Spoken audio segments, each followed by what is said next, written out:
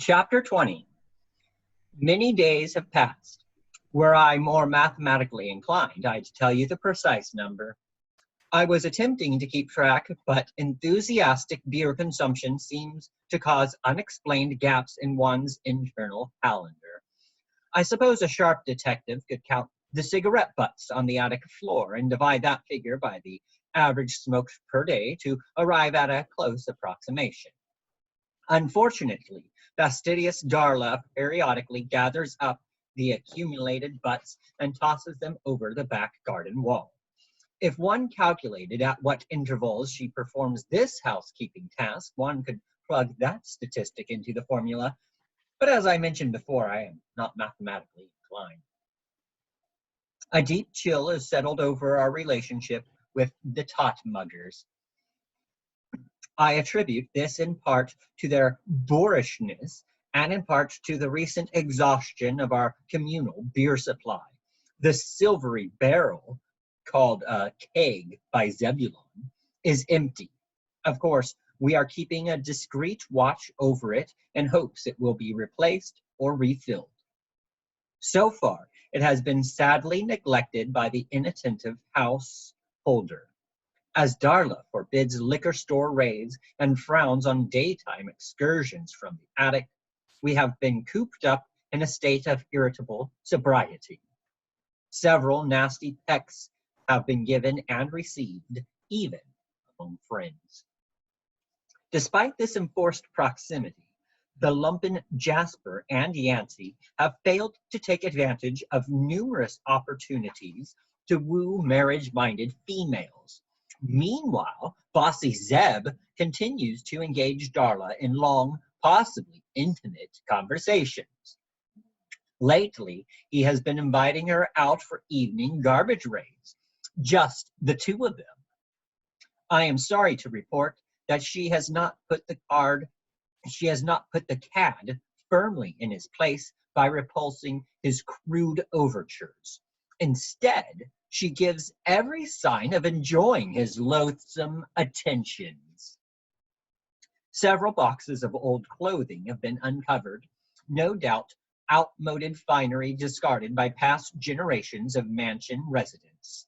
Most of the contents are much too big, but Sonny and others have enjoyed dressing up in the more manageable handkerchiefs, silk scarves, lace panties, etc. Today, the fashion-minded parakeet chewed a hole in the toe of a white embroidered sock and is presently modeling it as a captain. Phoebe has adopted a zigzag-patterned man's sock as a shoulder wrap. The clashing colors do cover up some of her bald patches. Julie continues to sit patiently on her egg.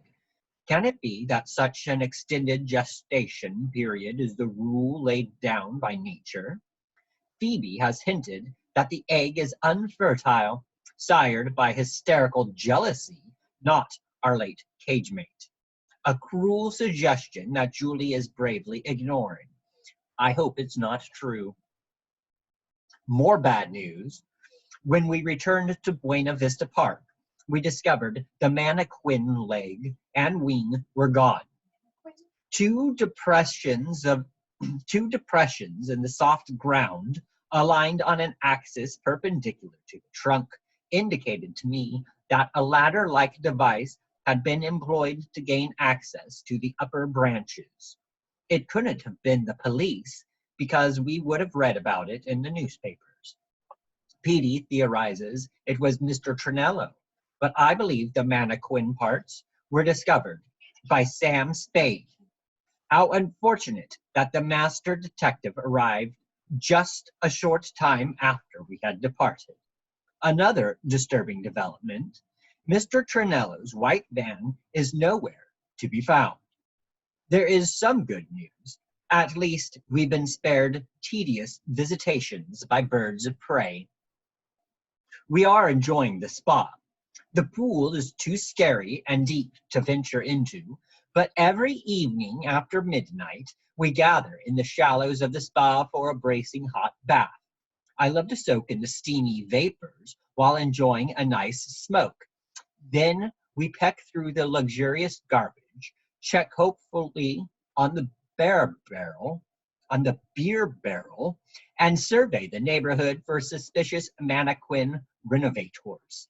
Sometimes we were on Sometimes we rendezvous on an out-of-the-way rooftop to share a bottle retrieved by Norris from where we dare not ask. If only Marianne were there to enjoy it with me.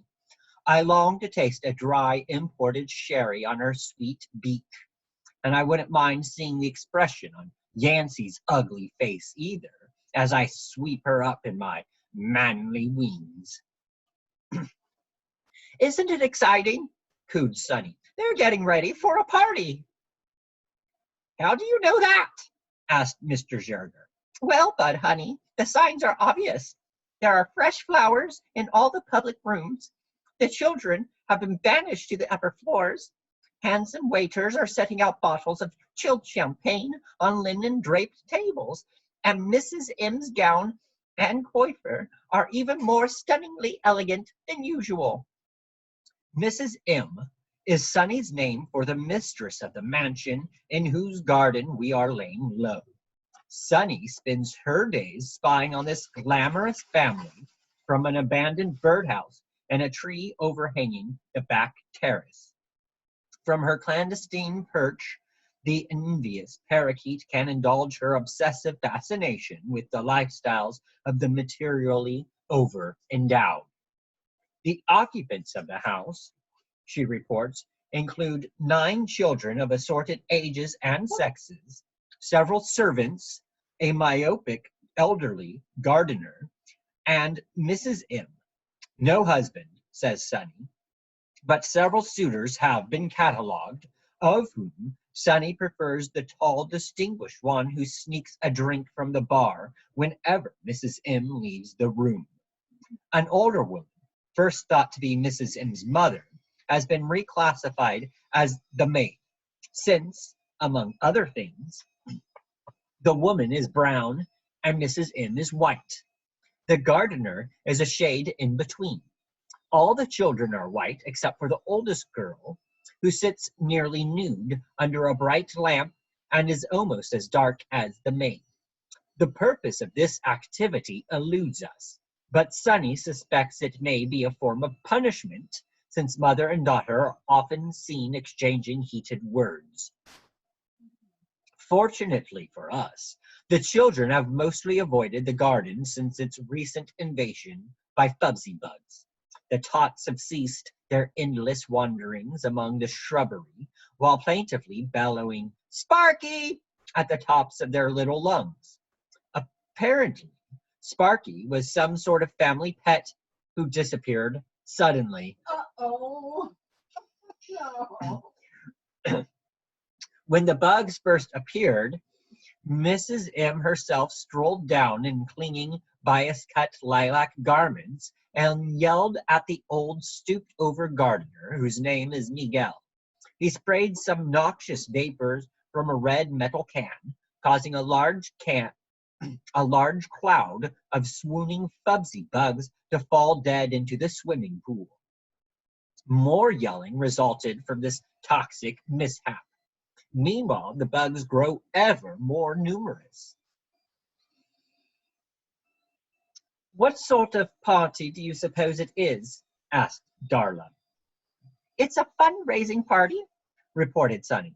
One of the waiters mentioned it when he was bringing in the hors d'oeuvres. What's a fundraising party? Asked Blanche. It's a wonderful innovation, replied Sonny. I only wish I'd thought of it. Whenever your funds are running low, say you splurged a little too much at Neiman's, you invite a bunch of people over, have a swell time, then put the bite on them. They give you money? Asked Phoebe, incredulous. Well, not you, Phoebe, honey, said Sonny. You do have to be glamorous and charming. The fundraising party is in full swing. Under the cover of darkness, we have stolen out of our attic hideout to observe the festivities from Sonny's tree. Many handsome and tastefully garbed guests are in attendance, including all of Mrs. M's known suitors. Sunny is optimistically predicting duels in the garden before midnight. I hope the jealous combatants choose swords instead of pistols. At least Mrs. M is not playing favorite. She seems to have kissed everyone, or the air in their vicinity, except her maid and the waiters.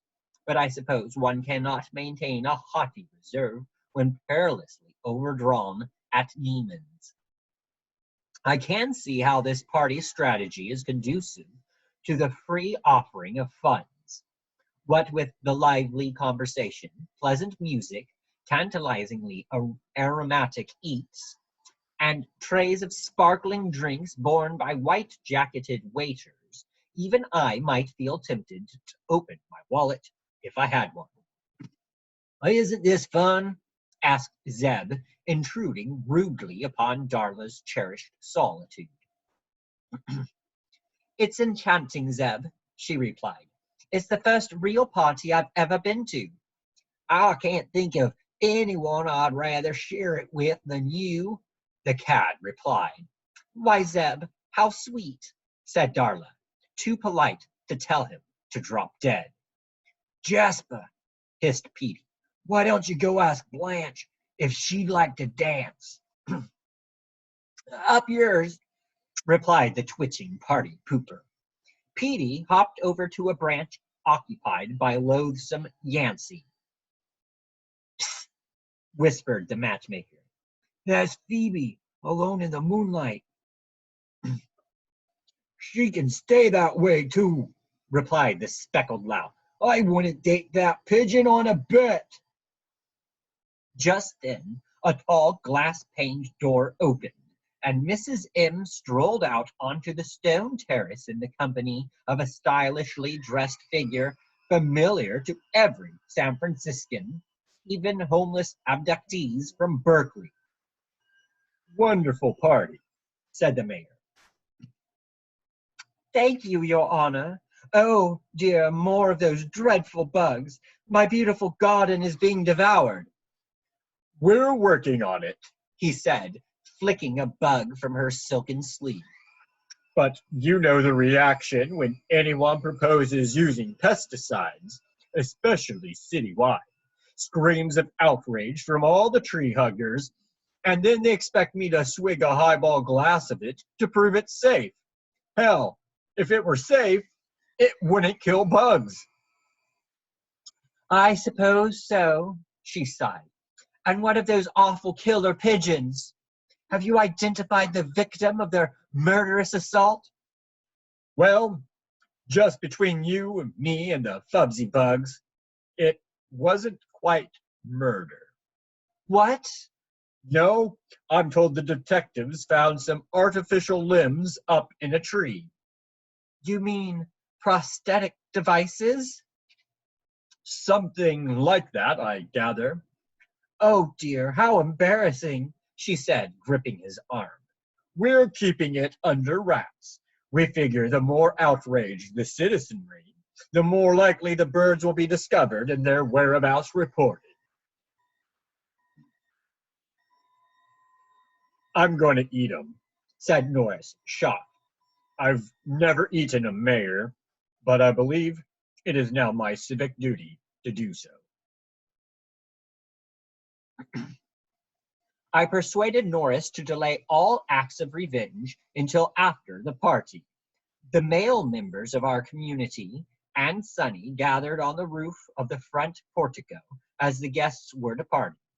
We observed the mayor give Mrs. M a small white envelope, presumably his funds payoff, watched as he climbed into his oddly extended black car, then followed behind as the car made its way downhill through the nearly deserted streets. After a thankfully brief journey, the car stopped in front of a tall building with ornate arched windows jutting out in orderly bays. The rear car door opened. The mayor stepped out. Kenny sailed out of the darkness and neatly relieved him of his hat. Then Norris descended, talons first on his exposed, featherless head. The mayor cried out. Petey and I rushed forward to peck his hosiery-clad ankles, and Honky goosed him vigorously from the rear. The tot muggers were deployed to harass the driver, who quickly ducked back into the car, slamming the door on the mayor's outstretched wingtips, loud shrieking from his honor. The door reopened, and the driver emerged waving a large bathwater rain stick.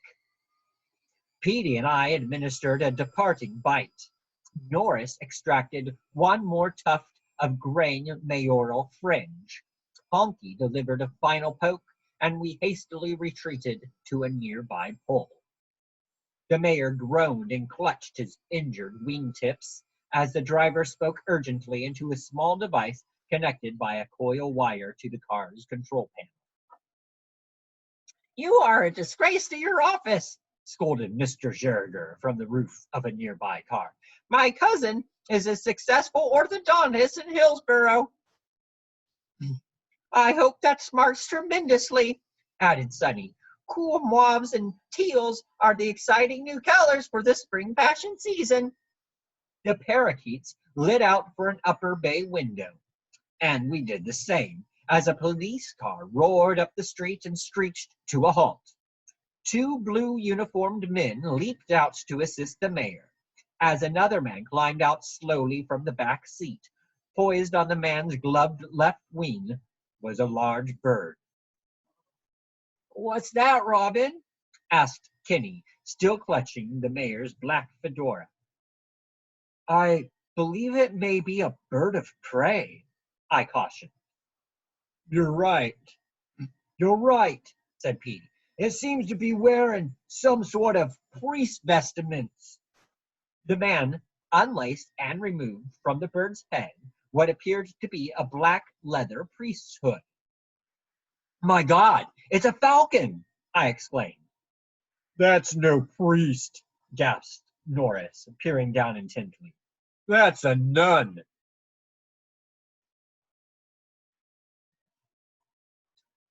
Chapter 21. The nun's name is Angelina, although I suppose the proper form of address would be Sister Angelina. She is of such size as to inspire reverential awe, even larger than Norris, if you can believe it. After Norris hastily introduced himself, she released Jasper from the death grip in which she was clutching him, and accepted an invitation to return with us to our secluded attic hideout. On the way, I took Norris aside and stressed that he must pretend to no small measure of piety if he was to impress his newfound friend. Taking my suggestion to heart, Brother Norris said a brief prayer before we launched into a gala welcoming feast. The menu included discarded party canapes, fresh cat, fubsy bugs for the youngsters, and expensive French champagne laboriously salvaged from a legion of bottles hauled out to the alley by Miguel. "It's not Friday, is it?" asked Norris, pausing theatrically with his first furry helping of cat. "No, it's Saturday," sighed Sonny. "We just missed White Flower Days at Macy's." "I always abstain from meat on Fridays," Norris lied. "This cat is wonderful," said Angelina. "I've never had it before." "What are you accustomed to eating?" asked Zeb, offering a curried lobster canap to Darla, as if she were paralyzed and incapable of helping herself. "Rodents mostly," the nun replied, sipping her champagne. "Sometimes small wild birds or pigeons." Phoebe gave a start. Jasper twitched anew. "Oh, excuse me," said Angelina. "That's all right," said Norris. "No one can live an entirely spiritual life. The body, as well as the soul, requires sustenance." Right, she said. "So, you were trained to attack when commanded by the fellow with the glove?" asked Petey. That's correct, she replied. It wasn't a bad life. He was kind to me, but it was rather lonely. She glanced shyly at Norris, who smiled in sympathy.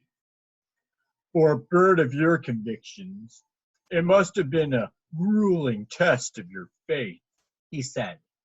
Right. What was that hood thing you were wearing? Asked Honky. It's called a rufta, she explained. Could you see out of it? I asked. Not at all, she replied. Everything was quite dark.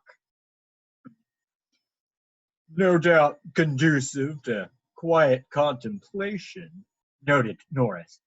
I suppose, she agreed. Sometimes they tied leather thongs called jesses to my legs. I myself am a believer in self-flagellation, commented Norris. Huh? Said our guest. And what are the doctrinal tenets of your ecclesiastical order? Inquired Petey. The what? Brother Petey, we mustn't ask prying questions, said Norris. Sister Angelina may have taken a vow of silence on that subject. Right, she said. Say, this champagne is fun. It is a soberly nourishing beverage, said Norris, the wine beginning to round off the promontories of his speech. More cat, sister? Yes, thank you, brother. Anyone care for a change of subject? Asked Sonny. How about incest? I hear it's become a popular leisure time activity. Shall we discuss that, Bud brother? I think not, Mr. Scherger replied. May I ask why you are wearing that sock? Inquired Angelina. Are you cold? I'm not cold, Sonny replied. It's my Bud honey here who's cold.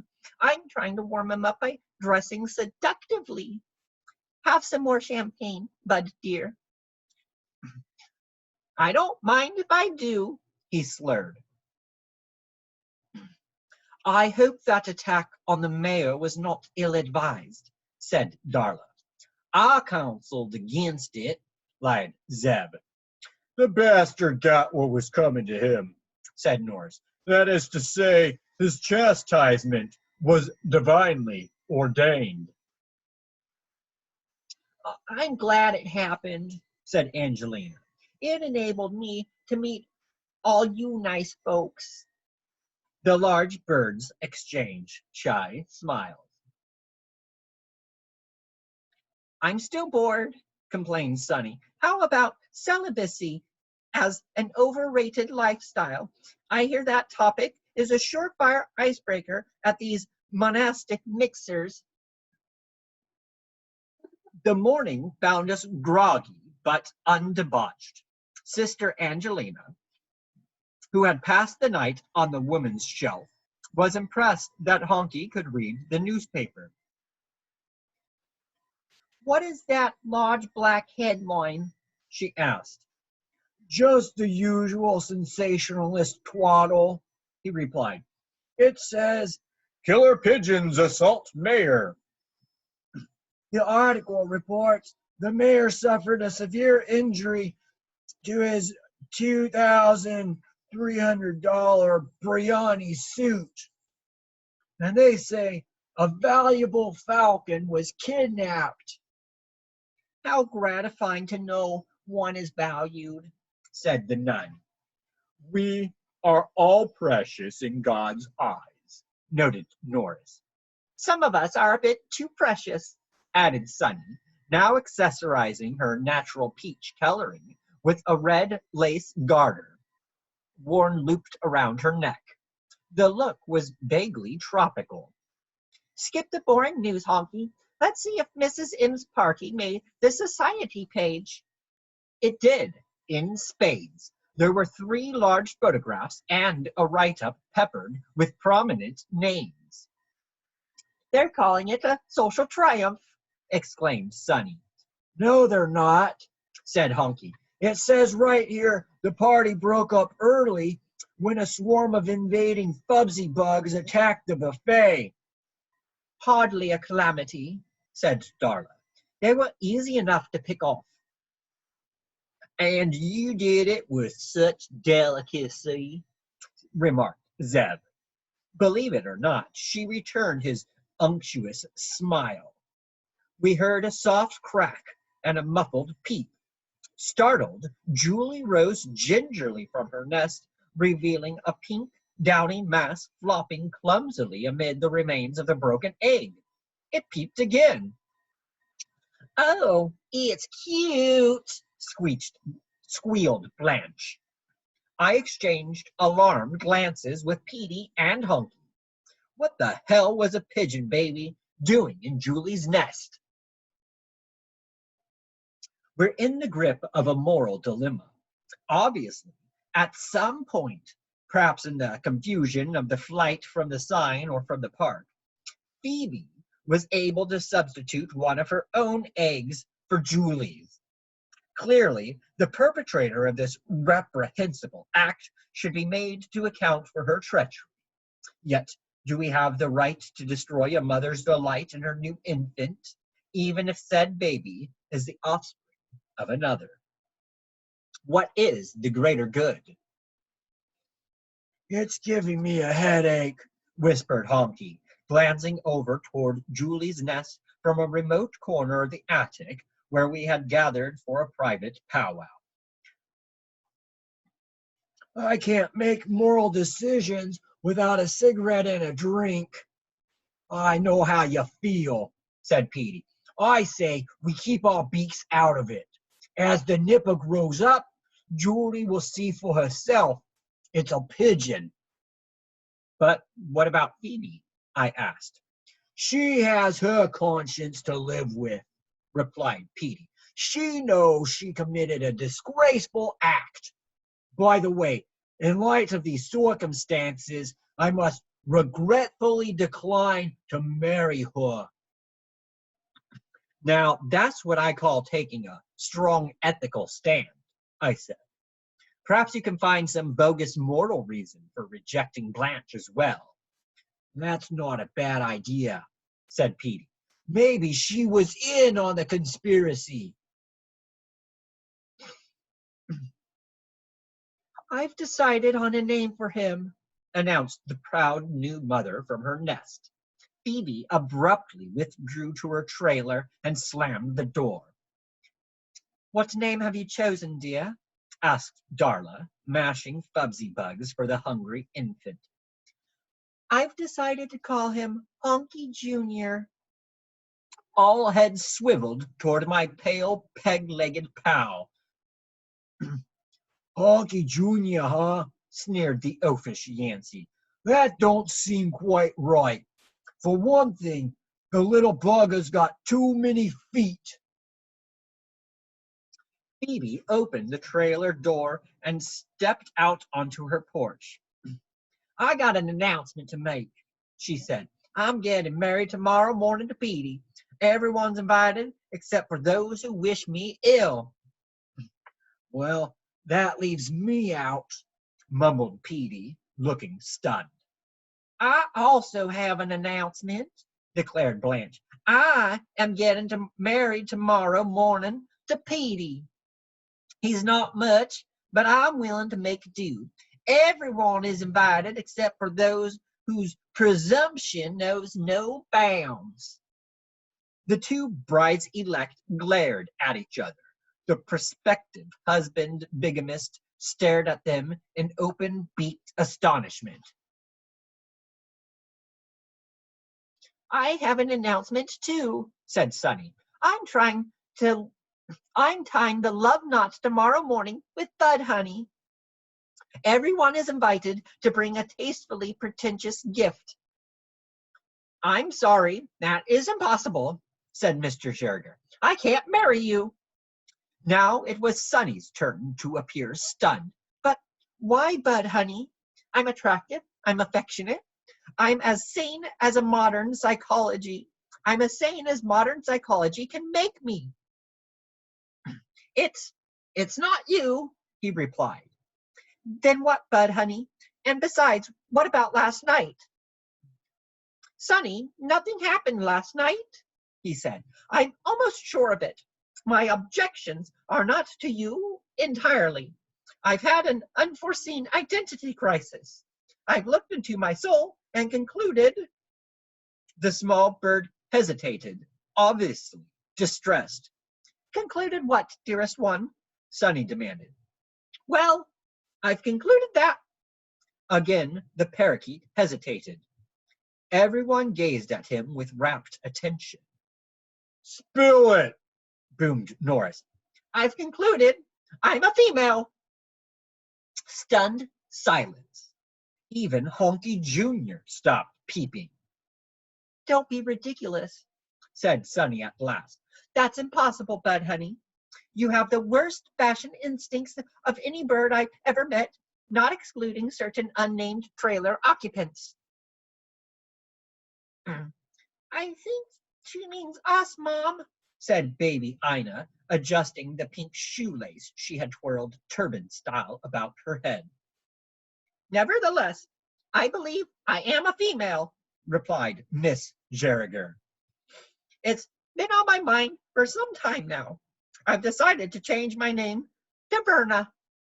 An appropriate choice, I think, for someone of my greenish coloration. Glad to meet you, Verna, said Kitty. Sisters, is it? Sighed Sonny. I must say, I've wanted many things, but never a sister.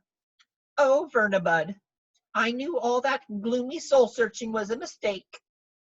Introspection is the autopsy by the mind of its own entrails. One should never be surprised by the gore. All is in an uproar. Phoebe and Blanche each have laid claim to the leftover champagne for tomorrow's festivities. They have also had a nasty spat over a white lace scarf, both intended to wear as a wedding gown.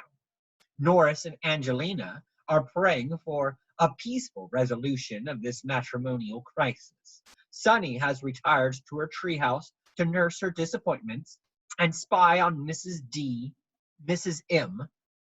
Desperate Petey is talking about immigrating to New Zealand, wherever that is. Jasper and Nancy are sniggering over his misfortunes. Verna is embracing her maternal nature by assisting Julie in the nest.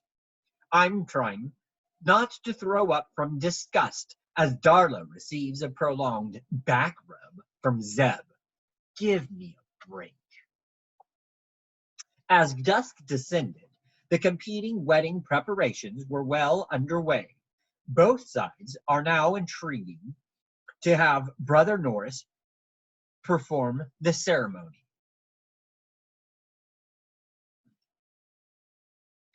What was that noise? Piped Julie, startled. It sounded like a loud splash, said Jasper, twitching nervously. Kenny flew over to the window and peered out. It's Miguel the gardener, he said. He's taking a swim in the pool with his wheelbarrow. I immediately joined the seagull on the windowsill. I don't think Miguel is swimming, Kenny. He's wearing all of his clothes. I think he's in trouble. The elderly man flapped and struggled in the deep bathwater. Norris and Angelina, called Julie. Hurry, you've got to save him. Wait, protested Zeb. They can't go out now. It's not dark yet. Someone will see them. Oh, Zeb, we can't let him drown, cried Darla. Darla's right, I said. Norris, Angelina, come with me. Darting from the window, we swooped down to the pool. The two falcons clamped their great talons onto Miguel's soggy jacket and struggled to pull the floundering man toward the shallow end of the pool. At last, he found his footing and staggered gasping and choking up the pool steps.